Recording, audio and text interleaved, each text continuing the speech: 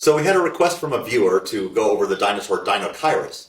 I don't happen to have any replicas of any of the bones of Deinocheirus, but this is a restoration, a model, a toy, if you will, of Deinocheirus, which is a very weird dinosaur. It was not very well known for a long period of time. It was discovered back in the 1960s, and all that was known of it at that point in time was one pair of arms. And there's a person there for scale, you can see with those arms.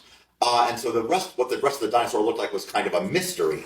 There was some suspicion that it was actually in the bird mimic dinosaur group, the ornithomimosaur group, based on the structure of the hands.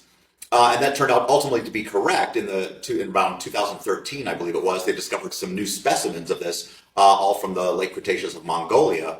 And the new specimens actually included a decent part of the skeleton and a complete skull. And the skull is very weird for one of the ornithomimid dinosaurs, one of the meat-eating types of dinosaurs.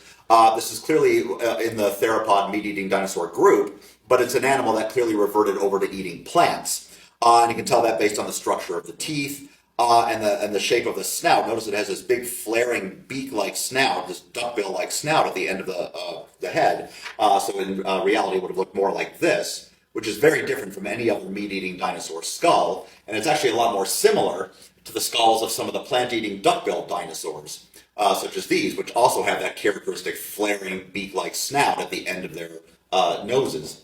And that suggests that this is a phenomenon known as convergent evolution, that Deinocheirus evolved this same shape in the skull for having a very similar sort of lifestyle, even though it's not very closely related to it at all.